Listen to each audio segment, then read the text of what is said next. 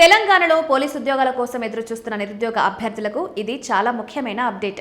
Telangana state level police recruitment board అంటే TGPRB రాష్ట్రంలోని వివిధ పోలీస్, ఫైర్, జైళ్ల విభాగంలో మొత్తం 7,437 పోస్టుల భర్తీకి నోటిఫికేషన్లు విడుదల చేసింది. ఈ పోస్టులకు సంబంధించిన ఆన్లైన్ దరఖాస్తు ప్రక్రియ ఆగస్టు 19 నుంచి ప్రారంభమైంది. అర్హత ఉన్న అభ్యర్థులు అక్టోబర్ 9 లోపు అప్లై చేసుకోవాలి. ముందుగా పోలీస్ శాఖ విషయానికి వస్తే సబ్ ఇన్స్పెక్టర్ సివిల్ పోస్టులు 148, రిజర్వ్ ఎస్ఐ పోస్టులు వివిధ విభాగాల్లో ఉన్నాయి. అదే సమయంలో పోలీస్ కానిస్టేబుల్ సివిల్ పోస్టులు 3,697 ఉండగా ఆర్మ్డ్ రిజర్వ్లో 1,052 పోస్టులున్నాయి. దీంతో పాటు ఎస్ఐఆర్, సిపిఎల్, డ్రైవర్, మెకానిక్ వంటి విభాగాల్లో కూడా కానిస్టేబుల్ పోస్టులున్నాయి. ఇక స్పెషల్ ప్రొడక్షన్ ఫోర్స్ అంటే ఎస్పీఎఫ్లో కూడా భారీగా ఉద్యోగాలున్నాయి. ఇక్కడ 44 సబ్ ఇన్స్పెక్టర్ పోస్టులు, 1380 కానిస్టేబుల్ పోస్టులు ఉన్నట్టు నోటిఫికేషన్లో పేర్కొన్నారు.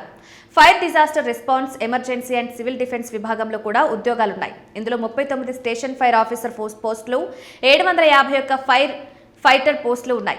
జైళ్ల శాఖలో డిప్యూటీ జైలర్, వార్డర్ పోస్టులు కూడా భర్తీ చేయనున్నారు. డిప్యూటీ జైలర్ పురుషుల పోస్టులు 14, మహిళలకు 1 పోస్టుండగా వార్డర్ పోస్టులో పురుషులకు 196, మహిళలకు 12 ఖాళీలున్నాయి. అంటే పోలీస్ మాత్రమే కాకుండా ఫైర్, స్పెషల్ ప్రొటెక్షన్ ఫోర్స్, జైళ్ల శాఖల్లో కూడా ఉద్యోగావకాశాలున్నాయన్నమాట. అయితే ఇక్కడ అభ్యర్థులు ఒక విషయం తప్పకుండా గుర్తుంచుకోవాలి. ప్రతి పోస్టుకు విద్యార్హతలు, వయోపరిమితి, శారీరక ప్రమాణాలు వేర్వేరుగా ఉండొచ్చు. కాబట్టి మీకు నచ్చిన పోస్టుకు మీరు అర్హులా కాదా అనేది ముందుగా అధికారిక నోటిఫికేషన్లో చెక్ చేసుకోవాలి.